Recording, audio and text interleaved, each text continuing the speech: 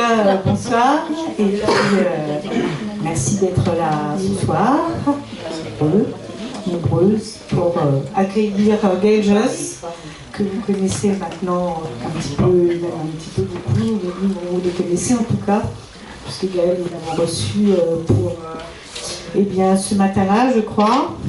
Et puis L'ombre de nos nuits, sans doute.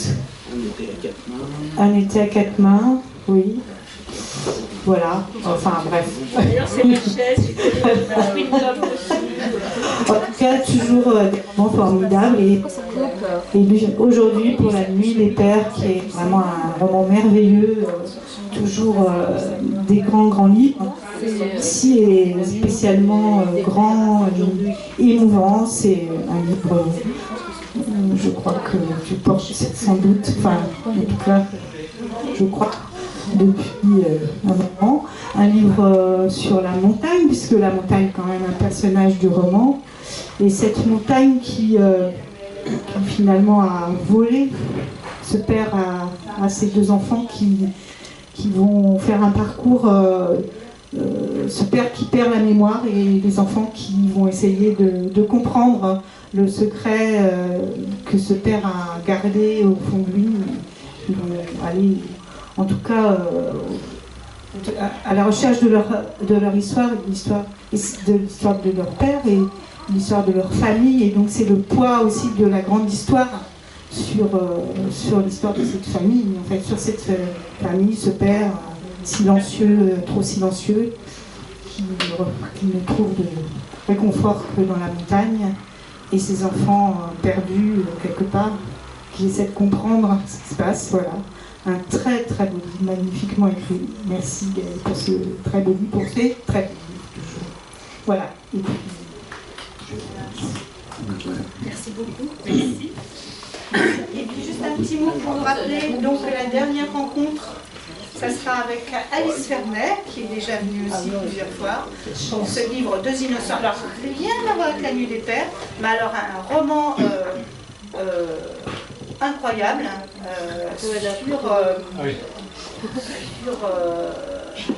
on retrouve peut-être Alice Fernet quelque part de Grâce et dénuement avec la transmission, l'histoire de la transmission, et peut-être Alice Fernet de l'élégance, la noirceur de l'élégance des veuves, voilà.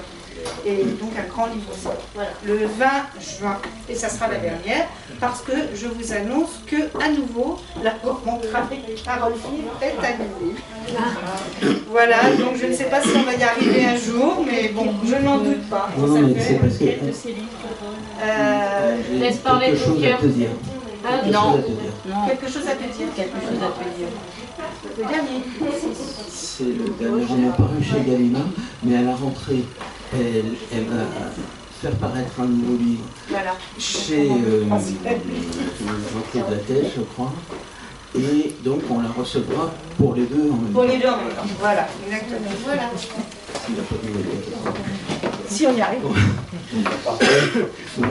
Gaëlle, merci beaucoup d'être venue. C'est toujours un plaisir de j'en entends casser en même temps. Il est bavard. Attention. Donc merci d'être venu à nouveau à notre rencontre. Bon, le public ici vous connaît bien, donc c'est peut-être pas la peine de vous présenter longuement, mais on peut dire quand même que ce livre-ci, là dont on vient de parler, Catherine, est votre 13e livre. Vous écrivez des romans, des livres de poèmes, des essais, des livres. Et d'ailleurs, je crois que cette année, ça a été votre 10e anniversaire de parution, puisque le premier était de 2012, en tout cas le premier qui est chez Notabilia. Je pense que c'est peut-être les heures silencieuses.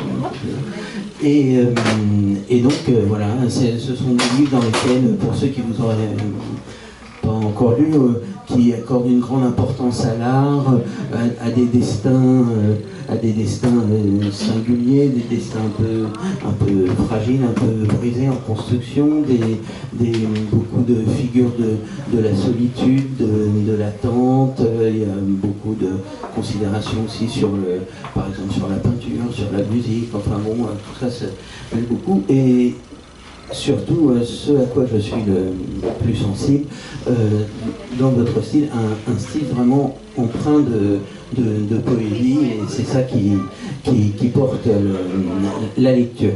Le thème de la nuit des pères, on en a parlé, c'est l'histoire la narratrice Isabelle reçoit un coup de fil de son frère un jour qui lui dit « il faut que tu viennes ». Parce que son père va mal, il commence à perdre un peu la tête. Et elle était en rupture depuis plusieurs années avec ce père. Et donc elle va faire le voyage pour à la fois essayer de retrouver ce père, se retrouver un peu elle-même également. Et alors, ce sera une première question avant d'entrer dans le vif du sujet. En regardant la liste de les titres de vos précédents romans, je me suis aperçu, alors je vais donner quelques exemples pour que ce soit clair.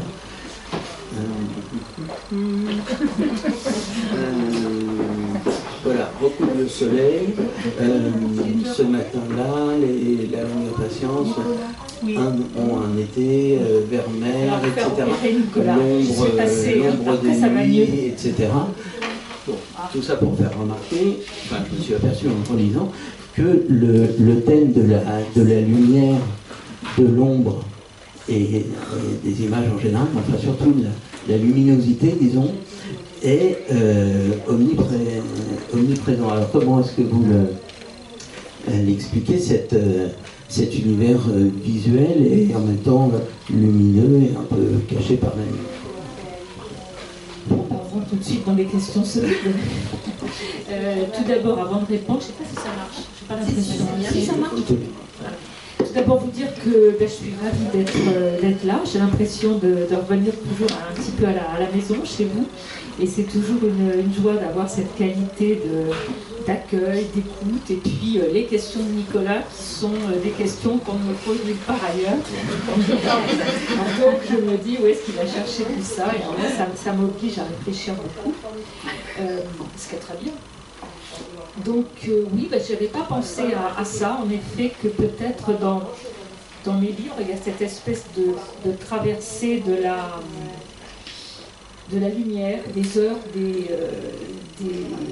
des jours, que finalement la lumière, le jour, la nuit, l'aube, le crépuscule, c'est des moments, je trouve, qu'on ressent très fort dans nos corps. Voilà. On ne vit pas de la même manière l'hiver, l'été, au début du jour, à la fin de la journée, et tout ce moment où le soleil ou la lumière s'enfuit. Je trouve que c'est des choses qui sont très physiques, très charnelles, très organiques, et qu'on éprouve aussi dans ces moments-là des choses très particulières. Et puis c'est aussi, en termes d'écriture, quelque chose de très métaphorique. Hein. Bien sûr, les nuits qu'on traverse, les orages, les bourrasques, les intempéries intérieures qu'on traverse, et puis les éclaircies, les soleils, la lumière qui revient, tout ça c'est aussi très, très symbolique de ce qu'on vit dans nos existences. Et vous m'avez dit quelque chose qui m'intéresse, et puis vous voyez là avec votre loupe, parce que j'étais dans cet état-là il n'y a pas si longtemps. Et je me suis aperçue qu'en fait, justement, du fait d'une certaine déficience visuelle depuis toujours, j'ai l'impression d'avoir toujours vécu un petit peu dans un halo de quelque chose extrêmement flou, et d'avoir un rapport un peu obsessionnel justement à essayer de déchiffrer les environnements, de déchiffrer ce qui se voit, peut-être justement parce que c'est quelque chose que je vois mal, et que j'ai toujours l'impression d'être un petit peu en déchiffrage, et que dans ces moments-là où on ne voit pas très bien les choses, le passage de la lumière est d'autant plus sensible, parce qu'on le reçoit, on le ressent vraiment dans la rétine, dans le corps. Et voilà, j'avais pas remarqué que c'était aussi présent, mais voilà, j'assume. Très bien. Est-ce que vous pourriez, on va revenir peut-être rapidement au thème de la nuit, mais avant tout, est-ce que vous pourriez nous lire la citation qui est en exergue d'un poète d'ailleurs que je ne connaissais pas? Je me fiche de lui. Ah, ouais. Et parce que la parole ne peut aller beaucoup plus loin, j'écris ce silence qui seul ira ouvrir le chemin. Et alors, ça, je trouve ça formidable. D'abord, elle est très belle, cette citation. Et ensuite, là, on a là-dedans 3 mots qui me semblent vraiment définir tout à fait l'ambiance du livre, c'est-à-dire la parole, le silence et le chemin. C'est presque un parcours. C'est vrai, c'est pas... comme ça, c'est pas pareil volontaire. Je me suis pas dit tiens, dans cette phrase ça y est, j'ai les 3 trucs, parce que les 3 trucs on s'en rend compte qu'ils sont vraiment là que quand on va terminer. Mais je suis très, très sensible à ces phrases sur lesquelles on tombe au cours des lectures et on se dit ah, cette phrase, c'est ça que je cherche, voilà, c'est ça que je suis en train de faire, en train de chercher. Et puis il y a une espèce de correspondance comme ça qui s'établit entre les textes, et puis il y a juste la place au début du livre pour mettre cette petite note de musique qui annonce en fait un peu la tonalité du livre à suivre. Alors, il y a aussi quelque chose qui m'a, disons, interrogé tout de suite par le titre simplement du livre. C'est le terme, c'est la nuit. Et comme on disait qu'il y avait beaucoup de poésie dans vos livres, d'ailleurs un poète vous-même, il est vrai que quand on lit la nuit, on part, enfin moi en tout cas, on pense tout de suite à, je sais pas, les nuits de Musset ou les hymnes à la nuit de Novalis ou Gaspard de la nuit. Enfin, ça évoque tout un univers poétique qui n'est pas d'ailleurs cité dans notre livre, mais c'était simplement pour vous demander quelle était selon vous la part que la poésie pouvait prendre dans un roman, et est-ce que finalement, est-ce que le style ou les sonorités, les rythmes et tout ça valent-ils autant ou plus que simplement l'intrigue? Poser des questions. Non, mais je ne vais pas parce qu'on en a parlé une fois, oui. C'est pour ça. Oui, on était déjà en voiture, on est en train de parler de ça à propos d'un autre bouquin. Alors, la poésie, je dirais, il faut surtout pas vouloir se dire « Allez, tiens, je vais faire un peu de poésie, ça va faire joli ». Je crois que c'est la meilleure manière de ne pas en faire ou d'écrire quelque chose qui sera artificiel, qui sera forcé, où on va sentir un petit peu le « allez hop, je vous en colle à la petite bouche ». La poésie, je crois que surtout ça ne se décide pas. Voilà, elle s'invite quand elle veut. Souvent d'ailleurs là où on ne l'attend pas, pas forcément. Et il ne faut surtout pas, pour moi, que ça devienne une espèce de méthode, de coquetterie d'auteur, se dire allez, on va faire des jolies phrases et tout. Parce que la jolie phrase, avant qu'elle soit jolie, il faut d'abord qu'elle soit juste, qu'elle ait un sens, qu'elle ait une résonance en nous. Et voilà, mettre le bulle et les guirlandes, bon ok, mais s'il n'y a pas quelque chose de central, d'authentique, voilà, de vrai, bon, c'est vraiment de la fabrication. Donc je crois qu'il ne faut pas trop réfléchir à la manière dont on écrit, parce que c'est le meilleur moyen, voilà, en se regardant écrire, de faire des choses qui sont peut-être pas très spontanées. Donc s'il y a de la poésie, ben voilà, il y en a. S'il n'y en a pas, il faut aussi faire autre chose. Il faut pas y penser. D'ailleurs, le tout début, l'incipit du livre, n'est pas proprement parlé de la poésie, mais quand je l'ai lu, alors je vais essayer de vous le lire sans trop le massacrer, Donc c'est la narratrice qui parle, elle se rend, c'est le premier jour où elle se rend, elle fait le voyage pour se rendre auprès de son père, et elle dit à l'ombre de ta colère, mon père, je suis né, j'ai vécu et j'ai fui. Aujourd'hui, me voici de retour, j'arrive et je suis nu, seul et les mains vides. Et c'est curieux parce que ces premières phrases, on dirait presque qu'on est dans l'ordre un peu... On t'entend plus, Nicolas. Pardon. On dirait qu'on est dans l'ordre un peu de, si c'est de l'invocation, du moins de la prière. La prière, oui, je n'avais pas pensé à ça. Pour moi, c'était plutôt quelque chose de l'ordre d'un constat, quelque chose d'un peu brutal, qui finalement, dès les premiers mots, résume peut-être à ce qu'elle a vécu. Voilà.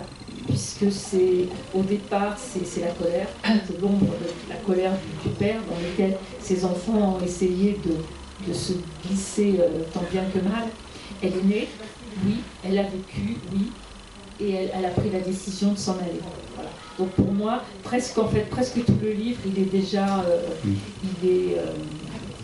là. Donc voilà, pour moi, c'était plus de l'ordre une espèce de constat, quelque chose d'assez lourd qu'on jette comme ça dès le départ. Et puis après, c'est comme c'est une pierre dans l'eau, ça va aller en cercle concentrique. Et là, on va rentrer dans l'histoire. Alors, on peut dire que dans ce livre, on va rencontrer 3 voix différentes. Il y a la voix de la narratrice, Isabelle, en grande majorité, quoi. Et ensuite, plus loin dans le récit, on va trouver les voix de son père et de son frère Olivier, qu'on croise un peu aussi au début, enfin dont les voix se mêlent un peu au début. Donc ces 3 voix qui sont... Alors j'ai entendu dire, je souligne ce fait parce que souvent on dit c'est un roman choral de quelqu'un. Moi j'ai plutôt l'impression d'une sorte de trio qui se répond, quelque chose d'un peu musical, et je me demandais si ces 3 voix ont quelque chose à voir avec une question, alors là que je n'ai pas du tout élucidée, qui est la question du temps, parce que j'ai vu que votre récit se passait majoritairement sur 3 jours, du 21 au 24 août. 3 jours, 3 voix. Voilà. Ah non, c'est pas bon. Et alors, est-ce que les dates ont une fonction particulière? Parce que je me suis demandé, mais après tout, pourquoi elle fait commencer ça le 21 août, quoi? Alors, il y a plein de questions dans la question, donc j'essaie de les prendre dans l'ordre. D'abord, oui, ça se passe sur un temps très, très serré. Ça se passe le temps, on va dire, d'un grand week-end sur 3 à 4 jours, où cette narratrice, Isabelle, va accepter de revenir pour la première fois depuis longtemps à la maison du père, donc qu'elle a fui, et elle va retrouver donc ce père, retrouver ce frère, et entre eux, pendant ces 3 jours, l'histoire familiale va se nouer et se dénouer. Et il me semblait que ça ne pouvait pas se faire sur une durée, sur un temps très, très dilué. Il fallait qu'il y ait quelque chose qui se passe de manière très concentrée, très resserrée, très intense. Voilà. C'est pendant ces 3 jours que ça va se passer, un peu comme un côté un petit peu huis clos. Voilà. Pour moi, ça ne pouvait pas se délayer comme ça pendant des semaines.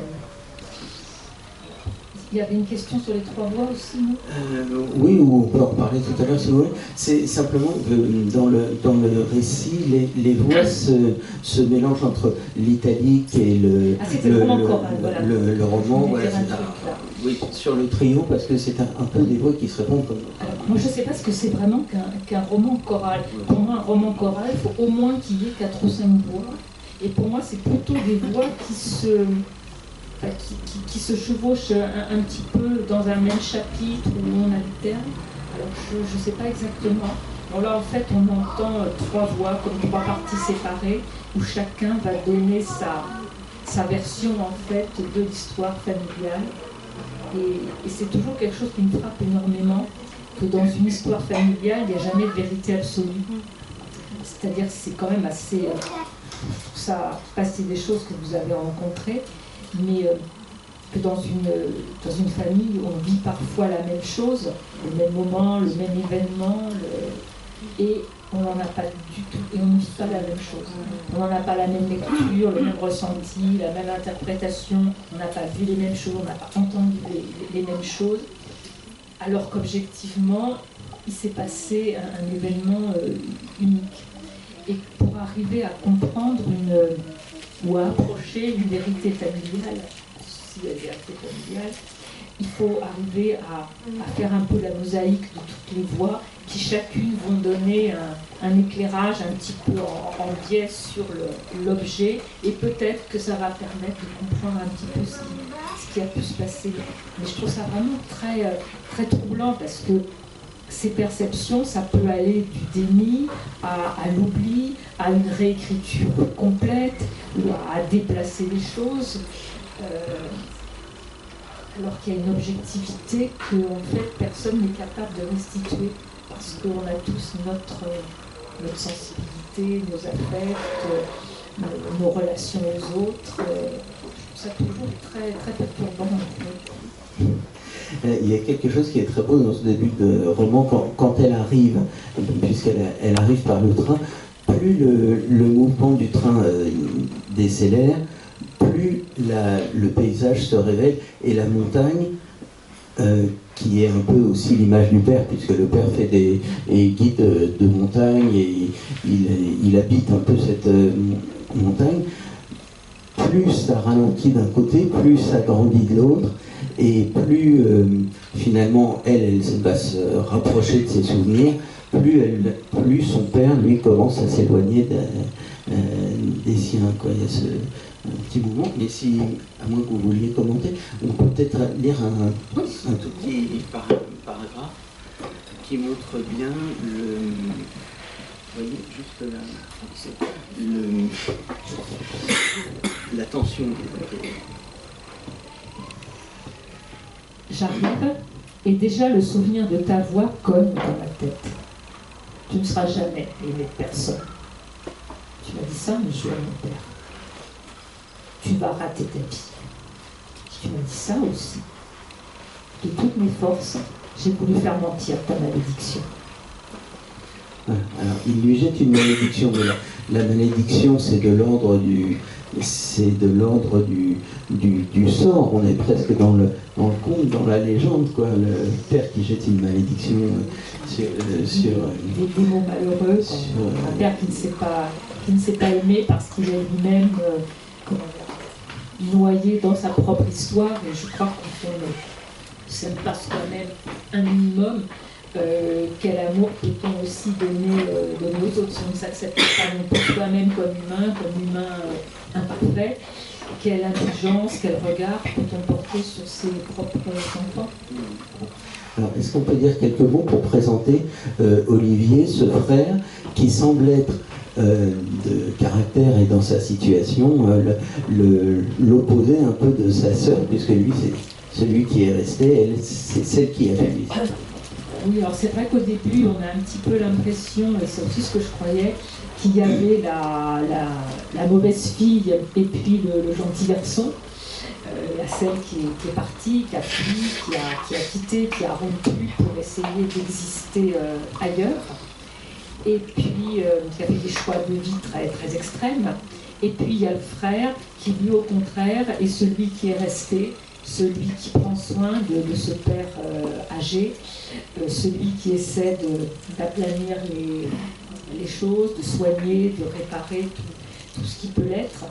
Et au début, pour moi, ce frère, il était très lisse. C'était un petit peu une silhouette un peu en ombre chinoise, comme sur la couverture. Et ce qui est amusant, c'est qu'il m'a surpris. C'est-à-dire qu'en cours d'écriture, il a pris une ampleur, il a pris une carrure que je n'avais pas forcément imaginée au début, jusqu'à devenir un personnage finalement assez complexe, assez ambivalent, peut-être moins bon fils, moins gentil garçon qu'on peut le croire au départ, parce qu'il a aussi une histoire un peu particulière. Et d'ailleurs, j'étais partie puisque le texte est en trois parties. On a la voix d'Isabelle, on a la voix du père, qui pour la première et la dernière fois va alors, balancer, entre guillemets, livrer sur son histoire d'un blog. C'est comme les gens qui ne sont pas très habitués, pas très à l'aise avec le langage. Toujours ils ont un truc à dire, ils ne prennent pas de gants, il n'y a pas d'avant, il n'y a pas d'après, ils posent le truc. C'est un petit peu ce qui va se passer. Et après, il y a une troisième voix qui est celle d'Olivier, qui lui va raconter sa version de l'histoire, qui est un petit peu différente et qui va jeter un éclairage en fait autre aussi sur les deux histoires précédentes. Et au départ, je pensais que c'était Isabelle qui allait reprendre la main sur l'histoire et terminer, et boucler le récit. Puis j'avais commencé à écrire 2-3 pages et je me dis non, il y a un truc qui colle pas, un truc qui va pas, je ne sais pas pourquoi, ça s'écrit pas, ça patine, un truc qui va pas. Et puis Eureka, je me suis dit, mais oui, c'est pas à elle de parler, c'est la voix du frère dont on a besoin maintenant. Et là, tout de suite, c'est parti et ça m'a permis justement de dire des choses que vous seul pouvez dire. Voilà, parce que entre eux, il y a aussi un quatrième personnage qui n'intervient pas directement évidemment, qui est un personnage fantôme, c'est le personnage de la mère. Et la mère qui est morte 10 ans avant, et qui est finalement au centre des préoccupations des trois personnages. Oui, vous savez, c'est un petit peu le personnage de présente absente ou d'absente présence, c'est-à-dire que la personne n'est plus là, mais il y a quelque chose qui continue à irradier et quelque chose qui a été très, très fort pour eux, notamment pour protéger ces enfants de cette terrible colère du père. Elle a été aussi la mère qui a essayé d'écarter la foudre.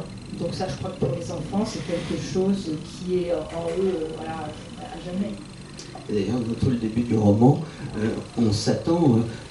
parce qu'on a entendu tellement de choses sur ce père terrible, qu'on se dit, mais quand elle va revenir voir son père, elle va le retrouver pareil, il va exploser à un moment ou un autre, on guette un peu son... Et puis, ça ne se passe pas du tout comme ça. Mais, en fait, cette confrontation, ça va être aussi le décalage entre le père qu'elle a fui, c'était un petit peu l'ogre de l'enfance, de l'adolescence, le père terrifiant, mais aussi le père adoré, le père fascinant, le père rejeté, et le père dont elle a toujours attendu un mot et un regard qui n'est jamais venu. Elle est partie loin de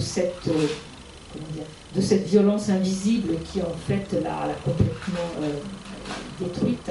Et quand elle revient, c'est plus un ogre, mais c'est un petit poussé qui est en train de perdre la mémoire et de semer des petits cailloux en écrivant l'adresse de ses enfants dans ses poches pour ne pas les oublier.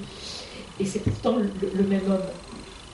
Et la question qui va se poser pour elle et pour ce frère, c'est comment est-ce qu'on va endosser le rôle de protéger celui qui ne nous a jamais protégés.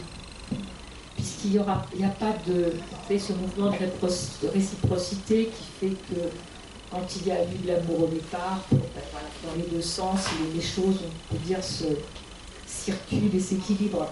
Mais là, il n'y a pas eu. Donc il y aura quelque chose qui doit être à sens unique. Et c'est pas forcément facile à accepter, à endosser. Et on va vivre avec ça. Alors, j'ai sélectionné un petit passage qui nous montre bien, ça c'est arrivé près du père, si vous voulez.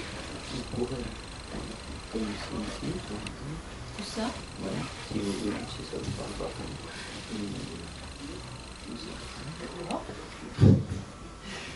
J'aurais deux questions.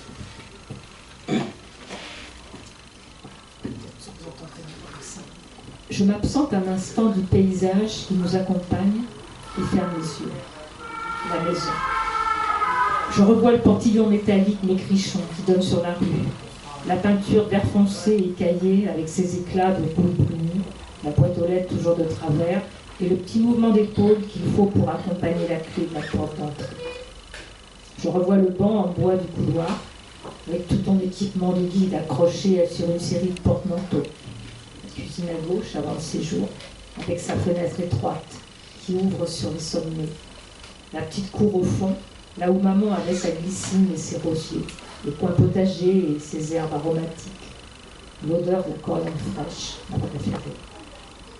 Je ne sais pas ce qu'il reste de tout ça. La dernière fois que je suis venue, ça s'est mal passé avec toi. Une fois de plus. Nos deux fichus caractères. Toi silencieux, taciturne, colérique, ton habitude. Tes mots terribles, qui blessent, entaillent, écorchent, taillades au sang, au cœur, à l'âme. Mais quelle famille? Je n'ai pas de famille. Tu as dit ça un jour où j'étais venue. J'avais commis l'erreur de prononcer ce gros mot, ce mot de famille, pour je ne sais plus quelle raison. Me rassurer peut-être, faire sonner ces deux syllabes comme pour en faire surgir une réalité qui m'échappait. Comme en bas de silex pour en faire jaillir une étincelle, prémisse d'un feu. Et toi, tu nous reniais, tout simplement. C'est bien toi, ça. Lancer tes explosifs aux moments les plus inattendus et te désintéresser des dégâts. On a beau savoir, on s'y fait pas. Tu t'étais levé de table et tu étais parti en laissant un courant d'air glacé derrière toi. Maman exsangue, muette, misère et désolation, les doigts qui tracassent les miettes sur la table. Je l'ai embrassé, je suis partie à mon tour. À quoi peut rester? Tu voulais le vide, je te l'ai offert. De temps à autre, toutes les années qui ont suivi, j'appelais maman, elle et elle seule. Mon chuchotement au téléphone, les lettres qu'elle recevait chez Olivier, les films qu'il lui montrait avec patience. C'est ta sœur qui sait faire tout ça? Oui, c'est moi, mais je ne sais rien faire d'autre. Je suis revenue à la fin, pour l'embrasser avant qu'il ne soit trop tard. Tes humeurs imprévisibles, tes impatiences, tes gestes agacés, l'impression de te déranger tout le temps. L'homme irascible que tu as toujours été, l'es-tu encore? J'imagine tes efforts pour les clients que tu emmenais dans les hauteurs à la journée, ou nuit au refuge. Mais je crois surtout que tu étais heureux là-haut, et seulement là-haut. Heureux de partir, toujours, de laisser ta colère entre nos murs, comme un déchet radioactif. Peut-être étais-tu un autre homme dans ces moments-là. Il est tellement difficile pour nous d'être les enfants de ta colère, de ton absence. Alors tu vois, ce retour, je l'accomplis à reculons. Et à reculons, c'est vraiment le mouvement du roman, je trouve. Ce passage est tout à fait étonnant parce qu'on voit surgir trois personnages importants, notamment la maison. Et la description de la maison au début, quand elle retrouve la grille et tout ça, on voit bien que d'une part la maison est un personnage et que surtout elle réactive sa mémoire, quoi. Il y a une mémoire des lieux qui réactive les sentiments anciens. On voit bien aussi l'incommuniqué. Les maisons, c'est les machines à souvenir. On a l'impression qu'on a tout oublié et il suffit qu'on se retrouve en situation dans les lieux que voilà, n'importe quel objet, la couleur d'un coussin, d'une tasse, d'un dessus-lit, une porte ou un placard qui ferme mal, il y a tout qui revient. Donc dans ce lieu, elle va éprouver aussi toute cette mémoire d'enfance qui va un peu lui sauter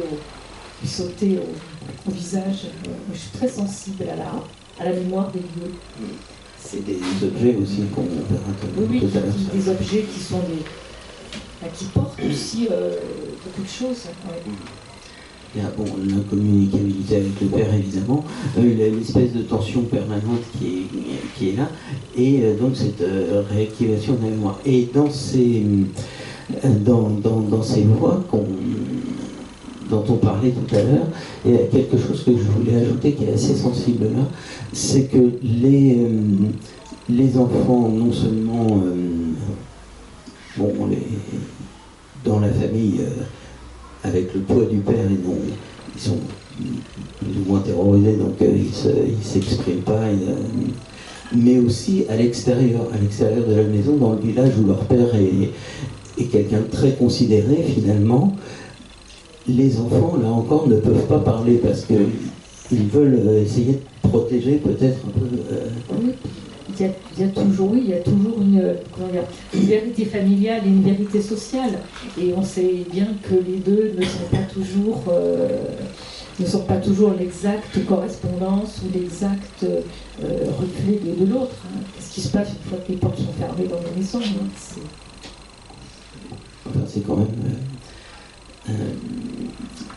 une chose permanente que les enfants sont quand même ceux qui peuvent pas parler, quoi. Et il y a beaucoup de scènes, j'ai trouvé dans ce roman, de sacrifices, voire de sacrés, ou en tout cas de sacrifices. Par exemple, beaucoup par exemple des cadeaux volés, quoi. Isabelle vole des cadeaux à son frère parce qu'il est plus... elle a l'impression qu'il est plus aimé, quoi. Elle-même fait il y a une scène où elle fait le sacrifice de ses cheveux parce qu'elle se dit voilà, mon père ne veut pas d'une fille, je vais lui donner un garçon. Je vais couper les cheveux, mais ça marche pas comme ça. Il y a une scène aussi terrible d'un chien tué par le père. Il y a la mère, évidemment, qui se sacrifie en quelque sorte pour sauver un peu tout le monde. Donc, quel est est-ce que ça vous a intéressé particulièrement ce thème du sacrifice, ou c'est arrivé comme ça? Je le découvre avec vous. Et non, je trouve ça intéressant parce que non, j'en étais pas du tout consciente. Ou voilà, qu'il y a en effet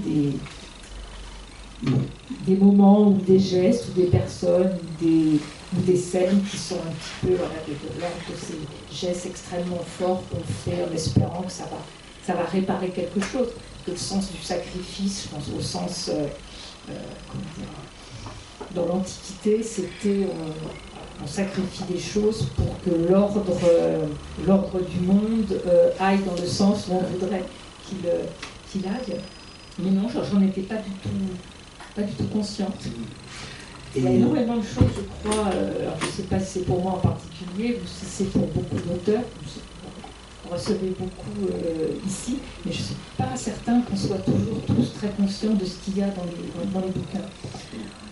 Et qu'il y a souvent, au cours des lectures, comme ça, des choses auxquelles on n'avait pas du tout pensé, qui sont dans le livre et qu'on n'a pas forcément eu l'intention de les mettre. Mais bon, c'est ça qui est formidable. Un texte, c'est aussi un matériau vivant, et qu'à chaque lecture, il se renouvelle et on peut y trouver des choses différentes. Voilà, je vais aggraver mon cas avec la prochaine question. Je vous préviens tout de suite. Non, c'est qu'on parlait de cette mère qui se sacrifie beaucoup, qui est une figure sacrifiée. Et à un moment, dans une phrase qui lui est consacrée, vous dites dans la tiédeur de la cuisine, le silence de ma mère. Et alors, le silence de ma mère, tout de suite, on ne peut pas penser à Vercors, le silence de la mère, c'est le silence de ma mère. Oui, le silence de la... Ah oui, non, je n'avais pas pensé. Et je me suis dit, mais finalement, cette femme, alors je ne sais pas si vous l'aviez fait intentionnellement, mais finalement, dans sa famille, c'est cette famille qui ne parle pas, quoi, finalement, c'est la résistante de la famille, quoi. Et son père, c'est un peu l'occupant, quoi, si on veut, quoi. Oui, je vois ce que vous voulez dire. Ah non, je ne suis pas allée chercher tout ça. En fait, pour ceux ou celles qui n'ont pas lu Le silence de la mer de Vercors, ça se passe pendant la guerre, pendant l'occupation, et il y a un officier allemand qui est envoyé habiter, loger chez l'habitant. Et l'habitant, c'est un père et sa fille. Évidemment, ils ne peuvent pas dire non, ils ne peuvent pas refuser cet occupant dans tous les sens du terme qui va occuper une de leurs chambres. Et leur manière de résister, c'est de ne pas lui parler. Et puis évidemment, sinon ça ne serait pas un roman, entre cet officier et la jeune fille, ils ne vont pas se parler, mais il va y avoir des choses qui vont se tisser, se nouer sans que rien ne puisse arriver, bien sûr, puisqu'elle ne rompra pas ce vœu de silence, et finalement l'officier demandera à partir sur le front de l'Est. C'est vrai que refuser la parole à quelqu'un, c'est quelque chose d'extrêmement violent. Refuser de parler à quelqu'un, c'est extrêmement brutal, hein, c'est une très très grande violence. Mais je ferme la parenthèse, mais non, je n'avais pas pensé à ça. Peut-être, vous savez, en même temps, on est fait de tout ce qu'on lit, de tout ce qu'on vit. Il y a des choses qui se sédimentent en nous et qui, à un moment, viennent irriguer les choses. C'est simplement l'expression qui nous fait penser un peu automatiquement à vous le prononcez, ça me semble évident, c'est de la mer, mais non, pour moi, j'écrivais vraiment le silence de mer. Ah bon. Mais en tout cas, ils sont tous condamnés en quelque sorte à porter une mémoire assez lourde. Et il y a un passage que j'aime beaucoup qui est très court, si vous voulez le lire, c'est ce paragraphe-là qui traite d'une expression qu'on retrouve toujours dans les romans un peu familiaux, etc. C'est l'expression faire son deuil. Mais grand frère, nous savons tous les deux que ça ne veut rien dire faire son deuil, que c'est une expression pour les magazines. On continue à marcher avec nos morts sur les épaules, avec nos ombres et rien d'autre. Nous savons que chaque matin, il faut se rassembler, se lever, se mettre en marche, quoi qu'il en coûte. Que la douleur est un archipel dont on n'a jamais fini d'explorer les passes et les courants. Qu'elle est inépuisable, lente, féroce et patiente comme un fleuve. Oui. Cette douleur qui recommence toujours, qui n'est jamais finie, elle va chercher à l'apaiser dans ce que vous appelez les abysses. Il y a tout un passage dans le livre à ce sujet où il y a deux acceptations, si vous voulez. Il y a je vous cite la phrase, les abysses, le temps, d'avant le récit des hommes, la nuit du monde. La nuit du monde qui résonne évidemment avec le titre du livre. Et il se trouve que Isabelle, elle a un travail qui est de documentariste, elle filme, et elle a un compagnon aussi qui plonge dans les abysses, justement pour trouver, pour ramener des images de la beauté, mais surtout parce que cette plongée dans les abysses, c'est sa façon de se protéger des cris du père et de cette... Oui, en fait, la fille a fait tout ce qu'elle pouvait pour partir le plus loin possible, à la fois physiquement et mentalement de ce père. Donc elle a fait un choix de vie très, très extrême. Et en fait, elle va s'apercevoir que, évidemment, au bout d'un moment, les extrêmes, loin de s'opposer, finissent par se rassembler et qu'elle se retrouve, et c'est ce qui est assez perturbant, beaucoup plus proche de ce père qu'elle ne voudrait l'être, puisqu'en fait, ils ont fait un petit peu, chacun finalement, les mêmes choix, c'est-à-dire le choix d'une nature extrême. Lui, c'est la montagne, elle, c'est les océans, dont ils sont aussi les témoins et un petit peu les passeurs, pour en montrer à la fois la beauté et la fragilité, chacun à leur manière, lui en accompagnant des gens, lui, elle en faisant des films. Et puis ils ont fait aussi un choix physique très extrême, c'est-à-dire de se confronter à un élément qui ne pardonne pas, qui est à la fois très ambivalent, ou aussi comme la relation qu'il y a entre eux, un univers qui est fait de beauté, de splendeur, mais aussi de danger, et on sait que les choses peuvent tourner très, très, très vite, et elle va se rendre compte que finalement, tous les choix de vie qu'elle a faits, loin de l'opposer complètement à son père, finalement, elle va se rendre compte qu'il y a là une espèce d'héritage dont elle se serait bien passée, mais qu'elle ne peut pas renier. Et je trouve que c'est quelque chose qui peut nous arriver quelquefois et que je trouve aussi assez perturbant dans ce qu'on reçoit de nos parents, tous ces héritages métaphoriques, hein, je ne parle pas des petites cuillères. Et il y a des choses qu'on identifie, qu'on connaît, qu'on assume, bon, voilà, à peu près. Et puis des choses dont on n'a pas envie, ou qu'on découvre comme ça fortuitement que bon, il y a un truc, et finalement, c'est un héritage dont on se serait bien passé, mais c'est quelque chose qui est là. Ces espèces de transmission dont on n'a pas toujours idée, mais qui, au détour d'un événement, nous montre qu'il y a un truc qu'on ne peut pas renier. Et ça peut être assez dérangeant. Et ces abysses, d'ailleurs, c'est un lieu, c'est quand même le monde du silence. D'ailleurs, le mot silence, oui, le silence est un des mots qui revient le plus souvent dans le livre. Ça, une chose qui m'avait beaucoup frappé aussi.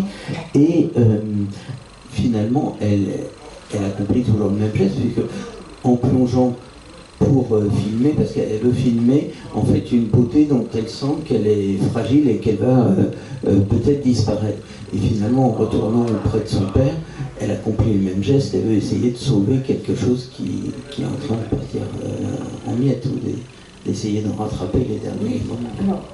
Alors, avec ce père, cette mémoire qui s'enfuit, il y a aussi quelque chose que je trouve très terrible et très paradoxal, c'est que ce père qui en fait est un homme perdu dans sa propre histoire, il aurait besoin de perdre la mémoire, mais pas la mémoire qu'il est en train de perdre.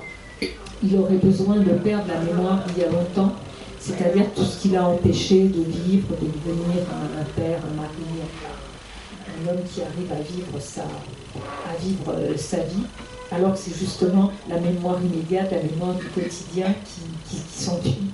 Et il y a quelque chose d'une espèce d'injustice avec ça. D'ailleurs, pour donner un élément d'intrigue, le compagnon, enfin le mari, je ne sais pas s'il était marié, le compagnon d'Isabelle, qui est mort il y a plusieurs années avant cette histoire, justement en se noyant lors d'un de ses films. Alors, il y a une chose qui est très belle aussi, c'est un chapitre qui s'appelle Une épine dans le cœur, et je me suis aperçu que cette épine qui touche le père, c'est une double épine, parce qu'on nous raconte deux drames finalement inconsolables. Celui d'Isabelle, qui d'ailleurs en revenant dans son village a des réminiscences d'un amour de jeunesse qui s'appelle Laurent, enfin, et elle évite le magasin ou la rue où il est au cas où, bon bref, voilà. C'est aussi évidemment donc le souvenir de Vincent, son compagnon, qui est mort. D'ailleurs j'ai noté, c'est peut-être Lazare, mais que ces deux prénoms riment, et c'est deux amours qui riment, Vincent et comment il s'appelle, Laurent. Bon, d'accord. Il va loin. Et enfin, peu importe. Ce sont d'ailleurs elle a plusieurs figures de l'évitement, d'éviter quoi. Elle évite quand même beaucoup de choses dans le village, elle évite de rencontrer des gens. Enfin, oui, quand on a pris toute sa vie et qu'on sait qu'à chaque coin de rue, et c'est pas une image, il y a des choses qui vont ressurgir, comme dans la maison, dans chaque pièce, dans chaque objet, il y a des choses qui ressurgissent et que c'est pas des choses qui sont forcément des bons souvenirs qui sont bienvenus dans sa vie.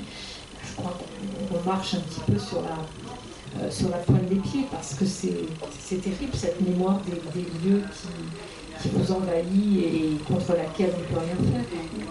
Qui rendent les choses réelles en plus. Et pour ce qui concerne le père, j'ai noté trois choses à propos de cette épine dans le cœur, parce qu'il y a un personnage qui dit mais ton père en fait c'est parce qu'il a une épine dans le cœur et il n'arrive pas à le dépasser. Quand elle est enfant, il s'attaque toujours à sa liberté et surtout à son intimité, à l'intimité de sa fille. Par exemple, il prend son journal intime et il le lit à haute voix pour se... Est-ce que c'est pour se moquer d'elle? Est-ce que c'est pour la ridiculiser? Ou est-ce que c'est parce que lui-même il rit jaune quoi, par rapport à son histoire à lui quoi. On découvrira peut-être dans la suite du livre. Et là aussi, il y a quelque chose qui l'insupporte, c'est la beauté. Et on dirait qu'il ne supporte pas la beauté, et notamment il y a une scène où il fracasse un vase auquel la mère tient beaucoup, qui est en fait la seule touche un peu de beauté dans cette cuisine, où il y a un vase très, très beau avec des fleurs qu'elle chante, voilà. Et un jour, elle n'en peut plus, il fracasse ce vase sans raison apparente, comme il avait tué le chien sans raison apparente. Et enfin, et puis bon, tout ça en même temps si vous voulez, c'est un homme dont on sait que la nuit il pousse un cri, il pousse des cris, il fait des cauchemars, et quelqu'un dit, d'ailleurs je crois que c'est Vincent, il dit, il n'arrive pas à traverser sa propre nuit. Oui, oui, c'est comment, en étant soi-même finalement une victime de sa propre histoire, on devient finalement le bourreau de l'histoire des autres. Parce qu'il n'y a pas de réconciliation, il n'y a pas de résilience, il n'y a pas de parole aussi possible pour cette génération-là, qui n'a pas pu parler. Donc il y a ceux qui ont survécu et qui ont dépassé des événements, et d'autres qui sont restés enfermés dans leur propre histoire. Et c'est le cas de cet homme. Alors, on ne dit pas de quel événement il s'agit, parce que c'est un chapitre très important dans le livre qu'il vaut mieux découvrir soi-même, mais bon, on peut le deviner quand quelques bribes.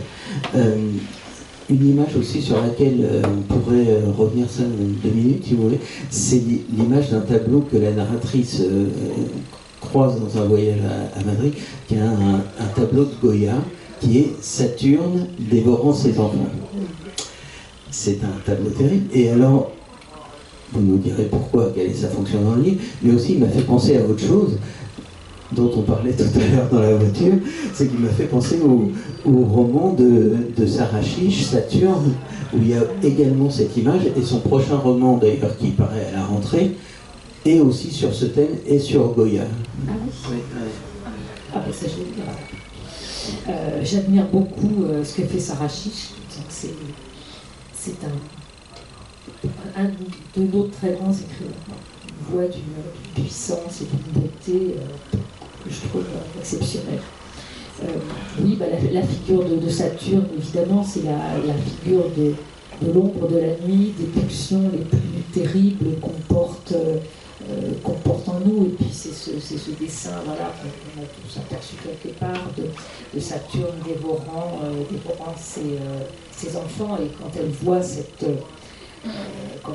cette peinture, évidemment, elle a l'impression de voir sa propre histoire, ce père qui a été l'ogre de leur enfance.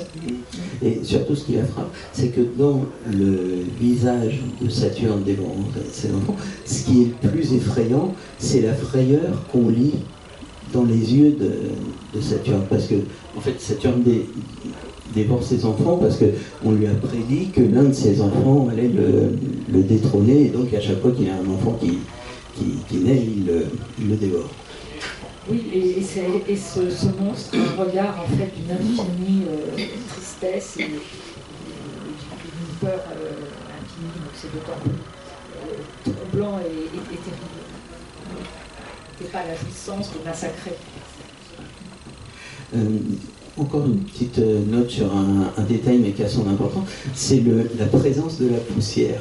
La poussière revient très souvent, la poussière qui recouvre, une très belle description sur la poussière qui recouvre le vélo qu'elle retrouve quand elle était enfant, et en enlevant la poussière, au lieu de retrouver le vélo abîmé, elle retrouve les choses intactes, comme si la poussière avait préservé le temps en quelque sorte. Il y a aussi la poussière sur les livres du père auxquels elle va revenir à la fin du livre. Ça a un sens particulier.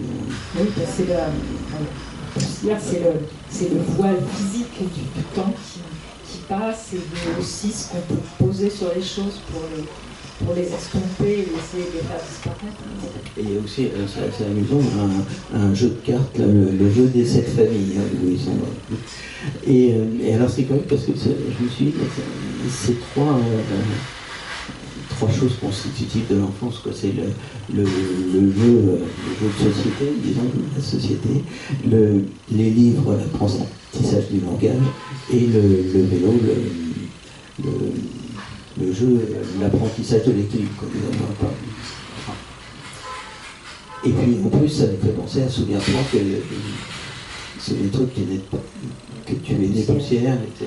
J'avais pas pensé à ça. Mais oui, c'est... Et enfin, alors voilà, encore une chose très mystérieuse, pas très mystérieuse, mais qui nous intrigue beaucoup quand on lit le livre, c'est tout le jeu sur les noms et les prénoms. Alors des fois on dit, est-ce que ça a une signification, est-ce que c'est le hasard, et surtout, pourquoi est-ce qu'ils arrivent si tard? Parce qu'on nous parle de gens, et par exemple, on ne connaît pas le nom de famille d'Isabelle. Et on ne l'apprend qu'à la page 65, c'est-à-dire qu'on est quand même assez avancé dans le... C'est peut-être pas essentiel. Mais si, parce que le seul moment où on lui dit son nom de famille, c'est qu'elle se promène dans le village et il y a quelqu'un qui, évidemment, on ne l'a pas vu depuis très longtemps, et il lui dit, alors comme ça, parce qu'elle a de la culpabilité, évidemment, de ne pas être venue voir son père pendant des années. Alors comme ça, vous êtes venu voir votre papa, Mademoiselle Erard. Mademoiselle Erard. Oui. Il est fort, il est fort. Vous êtes très lacanien. Non, j'avais pas du tout entendu ça. En fait, c'est fou parce que les mots, quand on les décompose, qu'on les recompose, on peut y lire et y entendre beaucoup de choses. En effet, Mademoiselle était rare, mais c'est aussi le nom du père.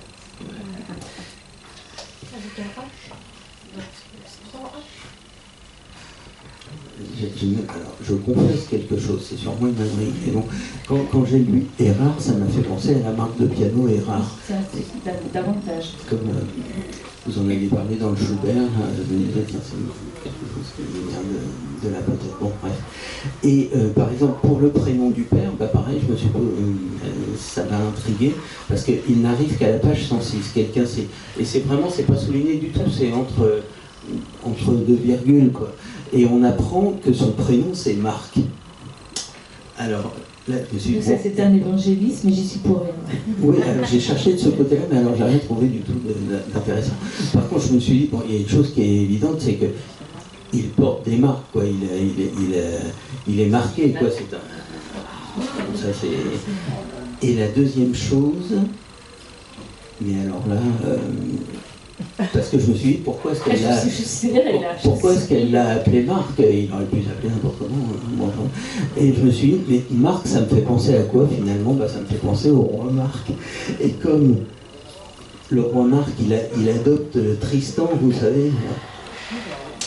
Et Tristan, c'est le Tristan et les œufs, et c'est le Tristan auquel il transmet son savoir, mais qu'il craint en même temps. Et enfin, il y a toute cette mythologie qui est derrière le prénom de Marc. Oui, mais je n'étais pas là-dedans.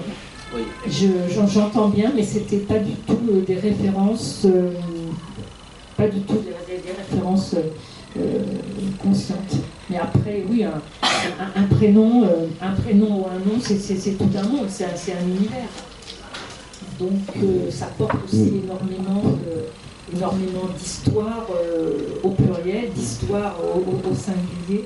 Donc on peut bien sûr l'habiter d'énormément de choses. Surtout ce que j'étais en train de penser là en vous écoutant, que le roi Marc, parce que finalement son problème à faire, c'est qu'il n'entend pas ses enfants, quoi.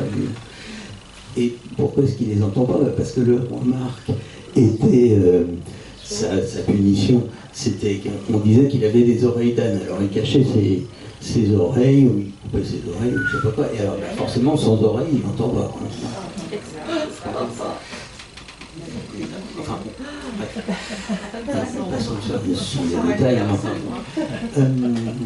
Oui, je me suis aperçu aussi que sur les temps, sur le passage du passé au présent, souvent, surtout dans la deuxième partie, vous passez du passé au présent très rapidement, et souvent d'un paragraphe à l'autre, et même parfois même dans le même paragraphe. Alors, comment est-ce que ça s'est mélangé?